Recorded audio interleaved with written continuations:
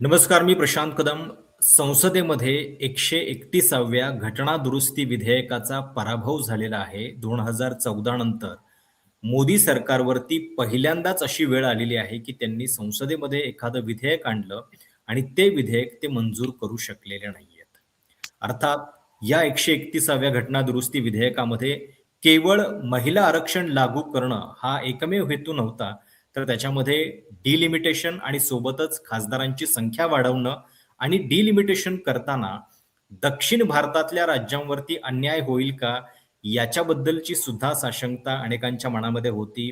ते प्रपोर्शन नेमकं काय असणार हे शेवटपर्यंत नीटपणे स्पष्ट होऊ शकलं नाही. जरी सभागृहामध्ये अमित शहा खूप मोठ्या आविर्भावात सांगत होते, की मी तुम्हाला एका तासामध्ये या सगळ्या संदर्भातली अमेंडमेंट लिहून द्यायला तयार आहे. पण मुळात जी गोष्ट ते एका तासात करू शकत होते, ती त्यांनी एक एक दिवसापूर्वी आणि हे बिल आणण्याच्या आधी का नाही केली, हा खरं तर याच्यातला अतिशय संशोधनाचा विषय आहे. पण गेल्या 2-3 दिवसामध्ये काय दिसलं, की हे जे दक्षिण भारत विरुद्ध उत्तर भारत अशा पद्धतीच्या संघर्षाचं चित्र आहे आणि दक्षिण भारताच्या अस्तित्वाची लढाई अनेक वर्षानंतर देशाच्या राजकीय पटलावरती जेव्हा दिसत होती, तेव्हा त्या सगळ्यासाठी भांडताना महाराष्ट्र नेमका कुठे होता? महाराष्ट्रानं याच्या संदर्भातला आपला आवाज उठवला का? दक्षिण भारतातल्या राज्यांनी ज्या आक्रमक पद्धतीनं म्हणजे डी-एम-केच्या खासदारांनी तर सभागृहामध्ये, रस्त्यावरती आणि त्यांच्या मुख्यमंत्र्यांनी सगळीकडे या संदर्भातली लढाई लढली. आता जरी मोदी सरकारला एक पाऊल मागं घ्यावं लागलेलं असलं, तरी सुद्धा हा धोका किंवा ही तलवार जी टांगती आहे, ती अजूनही पूर्णपणे हटलेली नाहीये, हे पण आपण लक्षात घेतलं पाहिजे. आज ना उद्या पुन्हा हा प्रयत्न होऊ शकतो. तो कुठल्या स्वरूपामध्ये किती घातक होईल, हे आत्ता आपल्याला माहिती नाहीये. पण या सगळ्याची एक जरा चर्चा पुन्हा एकदा दक्षिण भारत विरुद्ध उत्तर भारत या लढाईमध्ये महाराष्ट्र नेमका कुठं आहे आणि महाराष्ट्राचा आवाज या लढाईमध्ये दिसला का? याच्या संदर्भात आपण बोलणार आहोत. माझ्यासोबत आहेत डॉक्टर दीपक पवार, जे मराठी भाषा अभ्यास केंद्राचे अध्यक्ष सुद्धा आहेत. मराठीच्या अस्मितेची लढाई गेल्या अनेक वर्षांपासून ते सातत्यानं लढतायत आणि दीपक पवारांच्या एकूणच म्हणजे अगदी जिव्हाळ्याचा विषय आहे. त्यांच्याकडे जाण्याच्या आधी पुन्हा एकदा एकच गोष्ट फक्त क्लॅरिफाय करतो, जी या सगळ्या चर्चेमध्ये जाणवली, की मुळामध्ये महाराष्ट्राला आता देश सुद्धा दक्षिण भारतामध्ये गणतो का, याच्याबद्दलचा प्रश्न निर्माण झालाय. कारण संसदेमध्ये अमित शहा जी आकडेवारी देत होते, त्याच्यामध्ये त्यांनी तमिळनाडू, कर्नाटक, केरळ, इतर अनेक राज्यांची, तेलंगणा सगळ्यांची आकडेवारी दिली. पण त्याच्यामध्ये महाराष्ट्र काही त्यांनी दक्षिण भारत म्हणून गृहीत धरला नाही. पवार सर, म्हणजे महाराष्ट्राचं स्थान आपल्या हेच आहे का? आपण या सगळ्या लढाईमध्ये कुठे दिसलो की दिसलोच नाही? तुमचं मत या सगळ्याबद्दलचं काय? प्रशांत, तुम्ही जे महिला आरक्षण आणि मतदारसंघाची पुनर्रचना या निमित्ताने केंद्र सरकारने केलेला एक अटीतटीचा प्रयत्न आणि 2 दिवसांच्या संसदेतल्या घमासानानंतर त्यांना घ्यावी लागलेली माघार, याच्याबद्दलचं जे म्हणणं तुम्ही मांडलं त्याच्याशी मी पूर्ण सहमत आहे. आणि ही दक्षिण भारत विरुद्ध उत्तर भारत अशी लढाई असताना तांत्रिकदृष्ट्या पश्चिम भारतात असलेला महाराष्ट्र नेमका कुठं आहे, हा एक प्रश्न महाराष्ट्रातल्या लोकांनी स्वतःला विचारला पाहिजे. कारण महाराष्ट्राबाहेरचे लोक तो प्रश्न आपल्याला विचारतायत.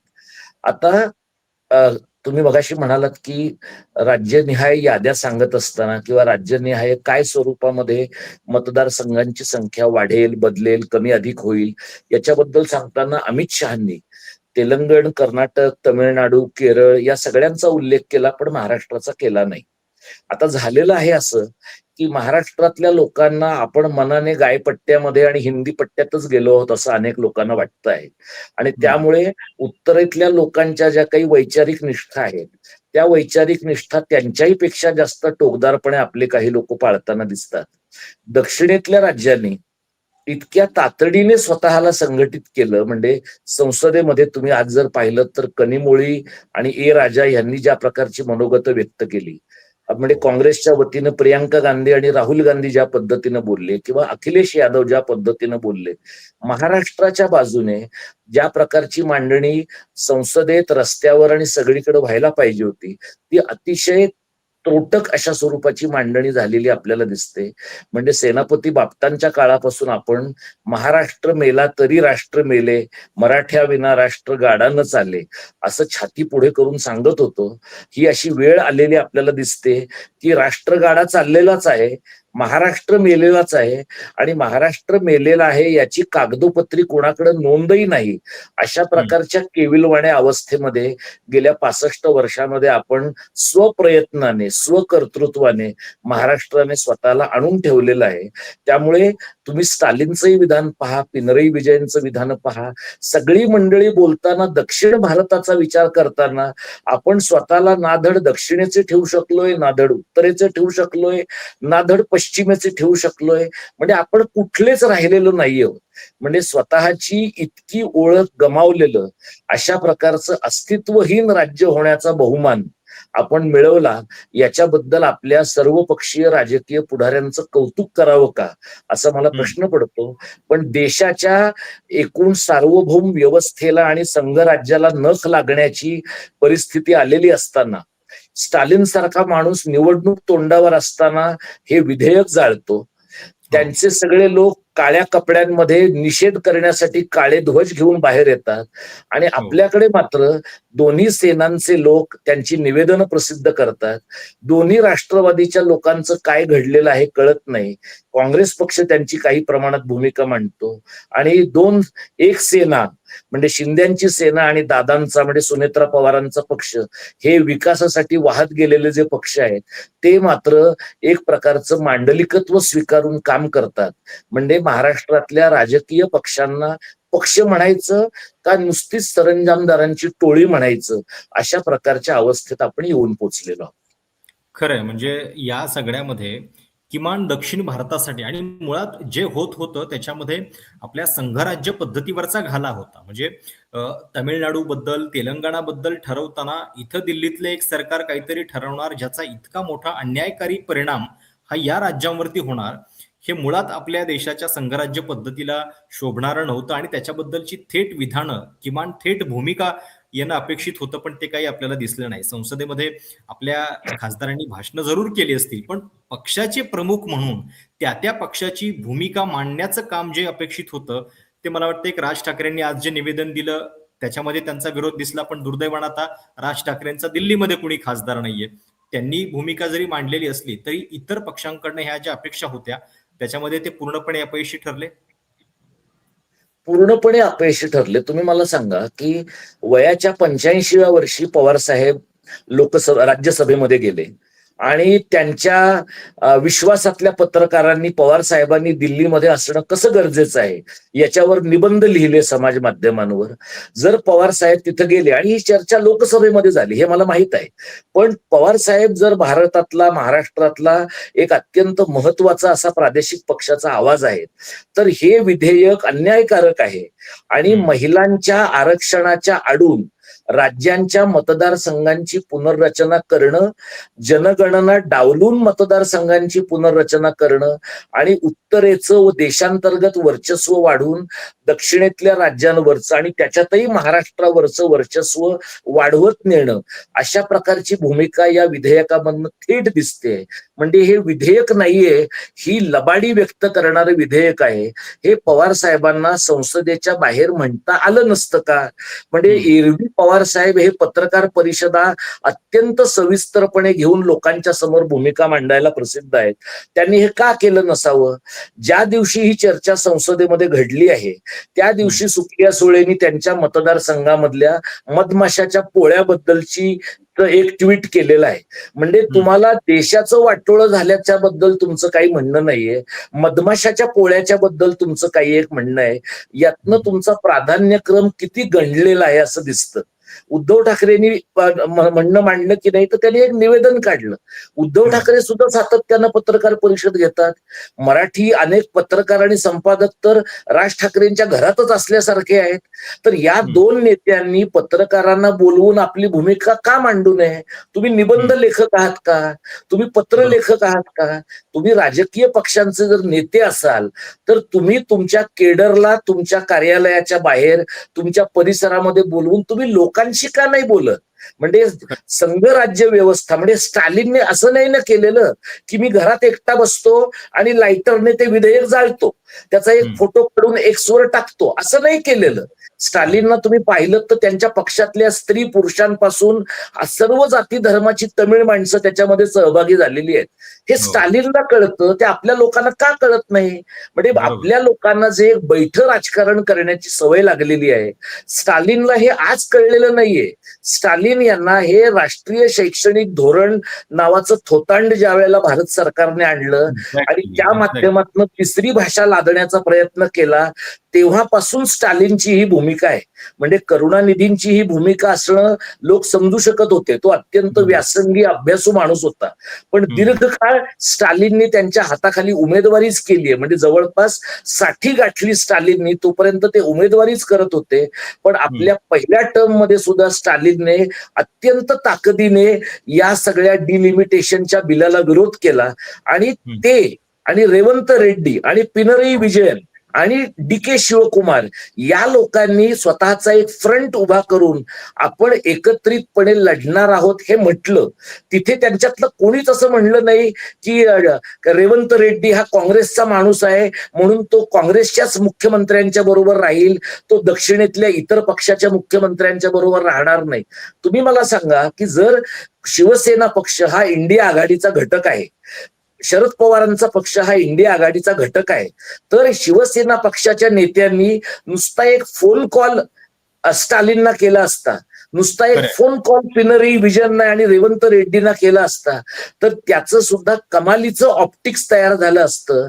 आणि अशा प्रकारचं काम करणारा माणूस आहे ना तुमच्याकडे, संजय राऊतांच्या सारखा पक्षाच्या सीमेच्या पलीकडे जाऊन चर्चा करू शकणारा माणूस तुमच्याकडे आहे. असं असताना जर तुम्ही दक्षिणेच्या एकूण संघटनामध्ये येत नसाल, तर ही जी काही रामाच्या नावाखालची गायपट्ट्याची संस्कृती आहे आणि देशांतर्गत वर्चस्ववाद आहे, याच्यापासून तुम्ही तुमचा गळा कधी सोडवणार आहात? म्हणजे हा जो लढा आहे ना सगळा, हा डिलिमिटेशन यांनी महिलांच्या आरक्षणाच्या भोवती गुंडाळून एक प्रकारची लबाडी भाजप, ते त्यांच्या रक्तात आहे, मोदी आणि शहांच्या. त्यांनी या प्रकारचं चित्र निर्माण केलं की आम्ही महिलांना आरक्षण देतो, म्हणजे जगात आम्ही पहिलेच आहोत महिलांना आरक्षण देणारे. म्हणजे ज्यांच्यापासून महिलांना स्टॉकिंगची भीती वाटलेली आहे, ज्यांच्यापासून महिलांना इतर काळजी करावी असं वाटलेलं आहे, ते लोक महिलांचा पुळका आल्यासारखं बोलतात. आणि तो पुळका पण यांचा कंडिशनल पुळका आहे. त्यांचं म्हणणं काय आहे की आम्ही 2011ची जनगणना प्रमाण मानतो, कारण 2021ची जनगणना आम्ही करू शकलो नाही. तुम्ही का नाही करू शकला? तुम्ही नाकर्ते आहात. तुम्ही कोविडच्या काळामध्ये करू शकला नाही हे एक वेळ समजून घेण्यासारखं आहे, पण कोविड उलटल्यानंतर 4 वर्ष तुम्ही जनगणना का केली नाही? कारण जनगणना करणं तुम्हाला सोयीचं नाही. जनगणना करताना जातगणना तुम्हाला करावी लागणार आहे आणि जातगणना करायला तुम्ही गेलात तर तुम्ही जे आरक्षण द्याल महिलांना, ते नुसतं महिलांना आरक्षण देता येणार नाही, ते दलित, ओबीसी, मुसलमान, ओबीसी सगळ्या महिलांना द्यावं लागेल. ती टाळाटाळ करण्यासाठी आणि गायपट्ट्यातल्या राज्यांवरचा आपला होल्ड कायम ठेवण्यासाठी 2011ची आकडेवारी तशीच ठेवून यांना पुढे जायचं आहे. म्हणजे चेहरा जो यांचं जे दाखवण्याचे दात आहेत ते महिला आरक्षणाचे आहेत. प्रत्यक्षात ह्यांना डिलिमिटेशन करायचं आहे आणि हे डिलिमिटेशन करताना यांनी सरसकट काय म्हटलंय, 50% जागा आम्ही वाढवतो. 50% जागा जर वाढवल्या तर महाराष्ट्राच्या 48च्या 72 होतील आणि युपीच्या 80च्या 120 होतील. ही जी वाढ आहे ती सारखी नाहीये. आत्ताच्या घडीला महाराष्ट्र आणि उत्तर प्रदेशातला फरक 32चा आहे. डिलिमिटेशन यांच्या पद्धतीनं झालं असतं तर हाच फरक 48चा होईल. आणि अशा वेळेला तो जो फरक आहे, आत्ताच उत्तर भारताचं देशाचा पंतप्रधान ठरवण्याच्या प्रक्रियेत, देशातलं सरकार ठरवण्याच्या प्रक्रियेत कमालीचा त्यांना अपर हँड आहे.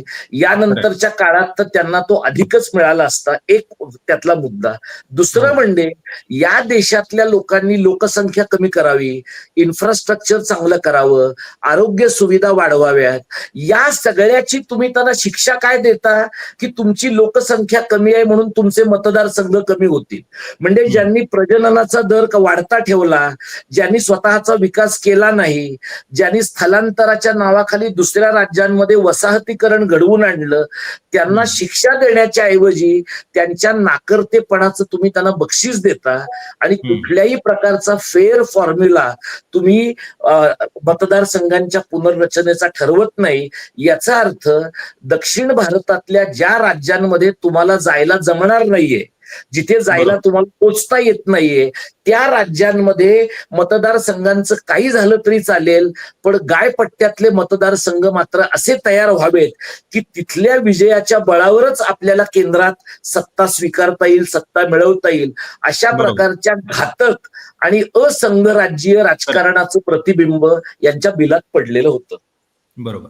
नाही, आणि म्हणजे ज्या पद्धतीनं हे आकडे वाढणार होते त्याच्यामध्ये प्रोपोर्शन हा एक अतिशय फसवा भाग आहे की प्रत्येकाचं 50% प्रोपोर्शन वाढेल. जो तुम्ही आकड्यांचा फरक सांगत होतात त्याच्यातला एक मुद्दा हा पण होता की 2/3 बहुमत जे आहे ते केवळ नॉर्थ इंडियातल्या राज्यांच्या संख्येवरती सुद्धा मिळू शकलं असतं, इतकी वाढ होणार होती. म्हणजे उद्या जर इतकी महत्वाची विधेयकं ही केवळ याच संख्येवरती होणार असतील की ज्याच्यामध्ये मग साऊथ इंडियाचा काही त्यांचा से काही उरणार नाहीये, तर ते सुद्धा फार मला वाटतं घातक आहे. पण या निमित्तानं जे दिसलं की डिलिमिटेशनच्या या मुद्द्यावरती दक्षिण भारताला मुळात म्हणजे कुठलाही प्रश्न पहिल्यांदा समजला पाहिजे विरोध करण्यासाठी. त्यांना हे संकट आपल्यावरती आलंय याची जाणीव झाली, ते एकत्रित राहिले, ते लढले, ते सगळीकडे लढले, सभागृहापासून रस्त्यावरती, आणि प्रत्येकच गोष्टीला जसं तुम्ही उदाहरण दिलं की नीट पासून ते अगदी NEP प्रत्येक ठिकाणी ते विरोध करतात अशा पद्धतीनं प्रखर. तर त्यांच्या या विरोधातून महाराष्ट्रानं किमान काही शिकण्यासारखं आहे का? दुर्दैवानं म्हणावं लागतं की ज्या महाराष्ट्रानं एकेकाळी देशाला दिशा दिलेली आहे, आज जेव्हा इतिहास काळापासूनचे आपले दाखले आहेत की आपण दख्खनच्या संस्कृतीशी जास्त जोडलेलो आहोत, अशा वेळी आपली राजकीय संस्कृती मात्र या सगळ्यापासून कुठंतरी दूर आहे, ती भलतीकडेच भरकटलेली आहे असं वाटतं का? म्हणजे प्रशांत, तुम्ही अगदी आपण आता आपला समाज पूर्वगौरवामध्ये रमलेला आहे आणि आम्हाला शिवाजी महाराजांचा, महानुभावांचा, सातवाहनाचा इतिहास आहे असं सांगून दंडाच्या बेटकुळ्या फुगवण्याचा काळ आहे आपला. त्यामुळे या काळामध्ये शिवाजी महाराजांनी दक्षिण दिग्विजय केला आणि शिवाजी महाराजांनी दक्षिण दिग्विजय करताना कुतुबशहापासून सगळ्या लोकांना आपण दखनी आहोत आणि म्हणून मोगलांच्या ताकदीपासून आपण वाचून राहिलं पाहिजे आणि एकत्र लढलं पाहिजे हे सांगितलं. हे जे त्यांनी शिवाजी महाराजांनी त्या काळामध्ये सांगितलं ते नंतरच्या काळात आपल्या लोकांच्या लक्षात राहिलं नाही.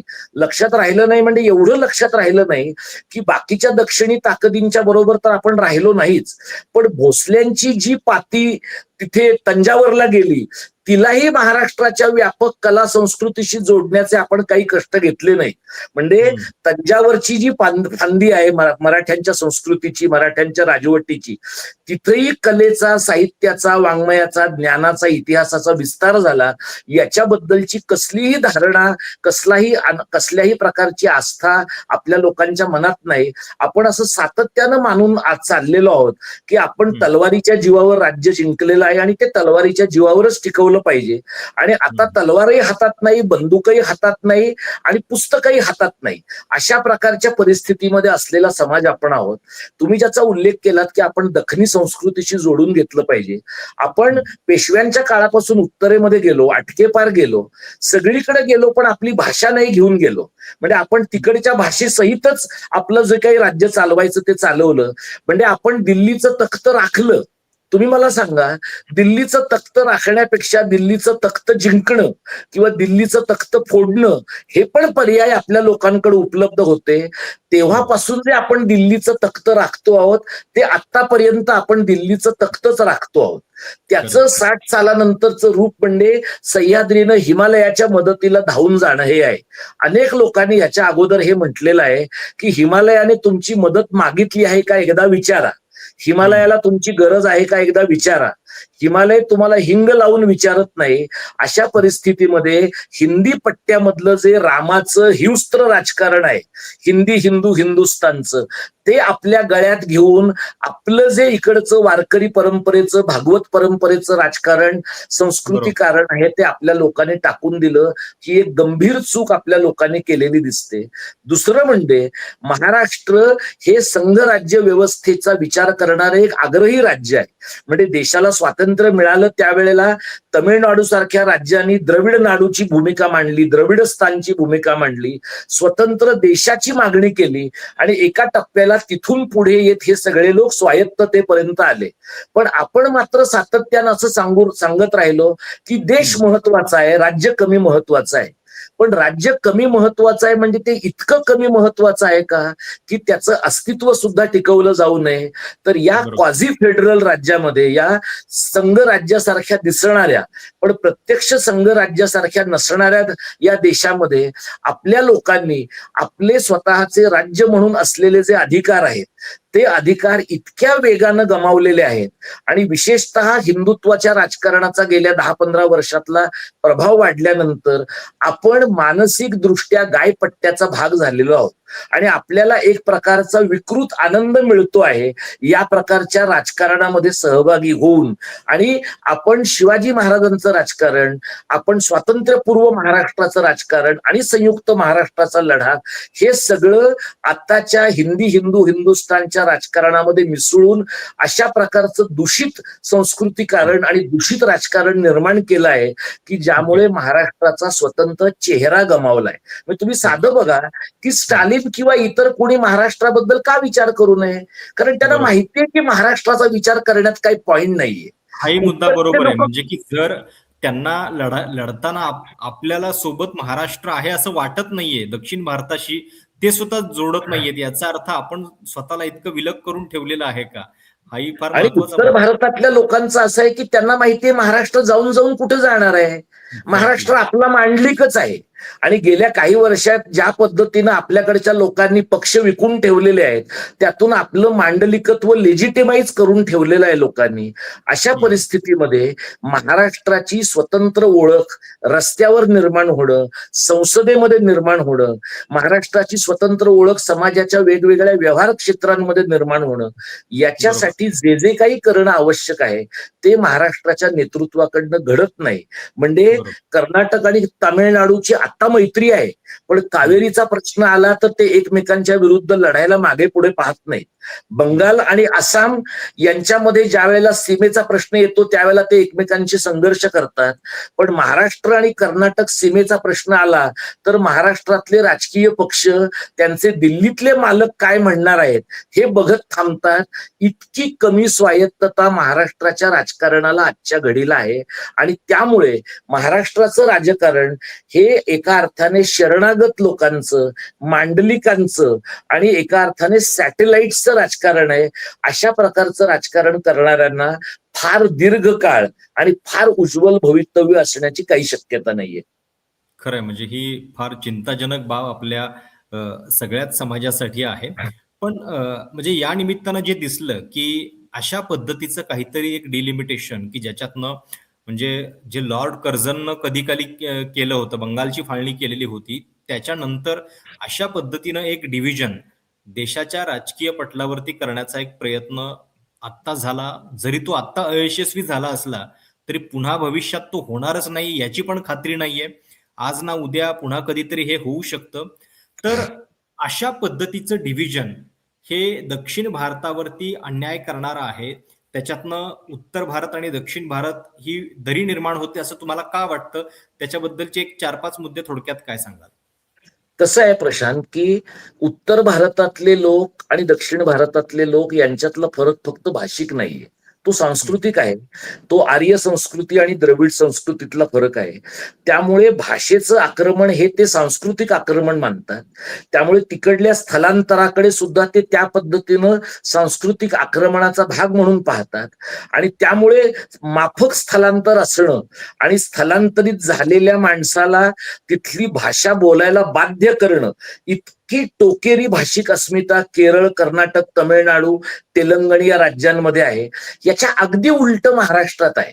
म्हणजे महाराष्ट्रामध्ये मराठीचा आग्रह धरणाऱ्या माणसाला अपराधी वाटावं अशा प्रकारचं वातावरण मराठी लोकांनीच निर्माण केलेलं आहे. तर हे द्रविड मानसिकतेचे लोक आणि आपल्यामधला महत्वाचा फरक असा आहे की त्यांच्यातलं भाषिक, सांस्कृतिक, राष्ट्रीयत्वाचं बीज पक्क आहे. त्यांना हे माहिती आहे की आपण या भारत नावाच्या एका राष्ट्रामध्ये एका विशिष्ट कालीन घटनापटानंतर आपण एकत्र आलेलो आहोत पण याचा अर्थ आपण सर्व आपले अधिकार गमावलेले आहेत असं नाही. किंबहुना आता हा सगळा वाद सुरू असताना स्टालिन यांनी तमिळनाडूच्या स्वायत्ततेची भूमिका मांडणी केलेली आहे असं म्हणण्याचं धाडस सुद्धा आपल्या लोकांच्या मध्ये नाहीये. म्हणजे शिक्षण हा कॉन्करंट लिस्ट मधला विषय आहे, समवर्ती सूचीमधला विषय आहे, पण शिक्षणामध्ये ज्या प्रकारचा हस्तक्षेप भारत सरकार करतं, नीट असेल किंवा इतर पद्धतींमध्ये असेल, त्याला तमिळनाडू जो काही विरोध करतं, कर्नाटक जो काही विरोध करतं, त्याच्यात 10% सुद्धा विरोध आपल्याकडे होताना दिसत नाही. हा प्रॉब्लेम कशामुळे आहे की या देशामध्ये आपण मान्य केलंय की हा देश बहुआंशिक, बहुसांस्कृतिक, बहुभाषिक आहे. तो बहुआंशिक, बहुसांस्कृतिक, बहुभाषिक आहे आणि तसा तो राहिला तरच तो एक राहण्याची शक्यता आहे. अमेरिकेच्या आणि आपल्या संघराज्यात काय फरक आहे की राज्य एकत्र आली आणि त्यांनी ते युनायटेड स्टेट्स ऑफ अमेरिका बनवलं. आपल्याकडे देश तयार झाला आणि मग भाषिक पुनर्रचना होऊन आपल्याकडची राज्य तयार झाली. त्यामुळे राज्यांच्या सीमा कमी जास्त करणं, राज्यांची रूप बदलणं, राज्यांच्या राजधान्या बदलणं, इतर बारीक सारीक गोष्टी करणं, याचे अनेक अधिकार संसदेकडे आहेत. तुम्ही जर पाहिलं तर चंदीगडच्या बाबतीमध्ये असा एक घातकी निर्णय केंद्र सरकार करायला चाललं होतं, पण तो निर्णय करण्यापासून त्यांना थांबवलं गेलं. तशाच प्रकारचा प्रयत्न त्यांनी जम्मू काश्मीरच्या बाबतीमध्ये करून पाहिला. म्हणजे तिथल्या विधानसभेला विश्वासात न घेता त्या राज्याचं विभाजन त्यांनी करून टाकलं. म्हणजे राज्यांच्या सीमा कधीही मोडता येतील, केंद्र सरकारच्या मनामध्ये येतील तेव्हा. अशा प्रकारचं विकलांग संघराज्य कोणाला हवंय तर ज्यांची मानसिकता केंद्रीकृत व्यवस्थेची आणि फॅसिस्ट आहे, ज्यांना स्वतःचा एककल्ली कंट्रोल, एककल्ली नियंत्रण संपूर्ण देशावर हवं आहे आणि ते करण्यासाठी ते धर्म, संस्कृती याची शस्त्र वापरतील आणि दमनशाही वापरतील. अशा लोकांना अशा प्रकारच्या गोष्टींची गरज पडते. याला ठोस विरोध करण्याची मानसिक क्षमता, त्याच्या पुढे जाऊन रस्त्यावरची क्षमता प्रत्यक्ष रस्त्यावर गेल्यानंतर कळणारी आहे. पण मानसिक उठाव जो तुम्हाला दक्षिणेत दिसतो, जो संयुक्त महाराष्ट्राच्या लढ्याच्या वेळेला महाराष्ट्रात दिसला होता, म्हणजे लोक रस्त्यावर आले आणि त्यांनी नेहरूंना झुकवलं आणि मुंबईसह महाराष्ट्र मिळवला. जसा मुंबईसह महाराष्ट्र आपण मिळवला तसा आणखी 5 वर्षांनी जर MMRचं वेगळं राज्य झालं, विदर्भाचं वेगळं राज्य झालं आणि उर्वरित महाराष्ट्राचं वेगळं राज्य झालं तर आपल्याकडे रक्त सांडायला 107 माणसं तरी मिळतील का, हा प्रश्न आहे. म्हणून स्टालिन असं म्हणू शकतात की 60 साली आम्ही जसं आंदोलन केलं तसं आम्ही पुन्हा करू. आपल्या राज्यातलं कोणीही असं म्हणत नाही की 56 साली संयुक्त महाराष्ट्राचा जसा लढा उभा राहिला तसा आम्ही पुन्हा उभारू, कारण ही सगळी मंडळी कॉम्प्रोमाइज्ड आहेत. या सगळ्यांनी तडजोडी केलेल्या आहेत आणि या माणसांच्या मनामधली मराठी कारणाची आणि महाराष्ट्र धर्माची ज्योत जवळपास काही अपवाद वगळता विझलेली आहे. त्यामुळे विचारच करायचा तर नव्यानं केला पाहिजे. बरोबर. चर्चेच्या शेवटी मला फक्त हाच प्रश्न विचारायचा आहे की मुळात हे जे संकट आहे त्याचा धोका, त्याच्यातलं गांभीर्य ओळखण्यामध्येच मराठी माणूस किंवा मराठी नेते, राजकारणी कमी पडले का? तुम्हाला काय वाटतंय? कारण लढाई कधी होईल की ज्यावेळी तुम्हाला कळेल की आता हे आपल्या अस्तित्वावरती यायला लागलंय, त्याचंच भान आता उरलेलं नाहीये का? मला असं वाटतं प्रशांत की याचं भान आपल्या लोकांचं जवळपास संपलं आहे. म्हणजे मुंबई सारख्या शहरामध्ये, MMR सारख्या प्रांतामध्ये, कोकणामध्ये, विदर्भामध्ये, खानदेशामध्ये अक्षरशः घरटी गावोगावी आता परप्रांतीयांचा एवढा लोंढा झालाय की त्यांनी ही सिस्टीम जवळपास रीक केली अशी परिस्थिती आहे. पण याच्याही बद्दल आपल्याकडे लोकांची अशी परिस्थिती आहे. म्हणजे राज्याचे मुख्यमंत्री परवा म्हणले की त्यांना लागणारी घरं आम्ही भाड्यानं उपलब्ध करून देणार आहोत. म्हणजे प्रश्न असा आहे की तुमचं राज्य पूर्ण गाळात गेलंय आणि अशा वेळेला तुम्ही बाहेरनं येणाऱ्या माणसांची खातिरदारी करण्याचा, त्यांची सोय करण्याचा प्रयत्न करताय. हा प्रश्न असा आहे की आपल्या लोकांना असं वाटतंय की महाराष्ट्राचं काय काय व्हायचं ते होईल, मला माझं कंत्राट मिळणार आहे का? माझा मतदारसंघ बरा राहणार आहे का, माझ्या होय. पक्षामध्ये मला मिळणारा कट जो आहे तो राहणार आहे का, अशी पायाच्या नखाकडे बघण्याची वृत्ती असणारे सामान्य आणि अत्यंत मिडिओकर वकुबाचे लोक महाराष्ट्रामध्ये आहेत. महाराष्ट्रात 4 प्रादेशिक पक्ष आहेत, 2-2 तुकडे झालेले पक्ष. या 5 प्रादेशिक पक्ष आहेत रादर. या प्रादेशिकतावादी पक्षांचं प्रादेशिक राजकारण काय आहे हे त्यांनी सांगायला पाहिजे. आपल्याकडच्या आंबेडकरवादी पक्षांना, आपल्याकडच्या मुसलमानांच्या पक्षांना, आपल्याकडच्या बौद्ध ख्रिश्चनांच्या पक्षांना त्यांची ओळख मराठी बौद्धांचा, मराठी ख्रिश्चनांचा, मराठी मुसलमानांचा प्रतिनिधी म्हणून काही आहे का, हे त्यांनी म्हणायचा विचार केला पाहिजे. हा विचार ते करत नसल्यामुळे एका बोगस, एका होक्स राष्ट्रीय आयडेंटिटीमध्ये आपण गुंतून पडलेलो आहोत. आणि आपल्याला असं उगाचच वाटतंय की या देशामध्ये हिंदू धर्माची ध्वजा आपल्याला सांभाळायची आहे. हिंदू धर्माची ध्वजा युपी बिहारचे लोक सांभाळतील, कारण ते त्याचे लाभार्थी आहे. या राज्याने भागवत धर्माची ध्वजा सांभाळायची आहे. या राज्याने महाराष्ट्र धर्माची ध्वजा सांभाळायची आहे. म्हणजे आपल्या घरातलं न सांभाळता इतरांचं खरकट काढण्याची जी वृत्ती, एक गलिच्छ वृत्ती महाराष्ट्राच्या लोकांमध्ये आली आहे, त्याच्यामुळे आपल्याला आपल्या समोरचे धोके कळेनासे झालेत. म्हणून तमिळनाडू, केरळ, तेलंगण ही राज्य रिफ्लेक्स ऍक्शन तयार झाली आणि आपल्याकडे मात्र लोकांनी 1-2 पोस्ट करण्याच्या पलीकडे काहीही केलं नाही. म्हणजे ते आरपारच्या लढाईच्या तयारीत होते. मोदी आणि शहा पण आरपारच्या लढाईच्या तयारीत होते. आणि आपण मात्र एखाद्या माणसाला कुणीतरी बळजबरीनं एखाद्या मैदानामध्ये ढकलून द्यावं इच्छा नसताना अशा पद्धतीनं बळजबरीनं ढकलून दिलेला समूह म्हणजे मराठी लोकांचा समूह आहे. त्यामुळे मला वाटतं प्रशांत सरते शेवटी या मंडळींकडनं काही अपेक्षा ठेवायची का? आता जर काळ बदलतो आहे आणि काळ कूस बदलतो आहे असा विचार केला तर नव्या महाराष्ट्र धर्माचं आणि मराठी कारणाची काही एक मांडणी, काही एक विचार केला आणि नवं संघटन उभं राहिलं तर लोकांना काही नवे प्रश्न कळू शकतील का, असा एक माझ्या मनामध्ये प्रश्न येतो. खरंय. अतिशय अस्वस्थ करणारा आणि आपलं महाराष्ट्र भान गदागदा हलवून टाकणारा हा प्रश्न आहे. आपण आशा करूयात की या निमित्तानं जी एक अतिशय महत्वाची राजकीय लढाई देशाच्या राजकीय पटलावरती आपल्याला दिसली, डिलिमिटेशनचं एक मोठं विधेयक आणि त्या माध्यमातून दक्षिण भारत विरुद्ध उत्तर भारत असं काहीतरी विभाजन करण्याचा जो प्रयत्न होता तो आत्ता तरी थांबलेला आहे. पण तो भविष्यात पुन्हा कधी ना कधीतरी डोकं वर काढणार आहे. पण या सगळ्या गेल्या 2-3 दिवसांच्या लढाईमध्ये आपल्याला महाराष्ट्र कुठे दिसला याच्याबद्दलचं एक अतिशय सविस्तर विश्लेषण, चिंतन डॉक्टर दीपक पवार सरांनी केलेलं आहे. सर, खूप खूप धन्यवाद या चर्चेबद्दल. तुम्हाला ही सगळी मुलाखत कशी वाटली, तुमच्या काही सूचना असतील, प्रतिक्रिया असतील, आवर्जून कळवा. चॅनल सबस्क्राईब करायला विसरू नका. धन्यवाद.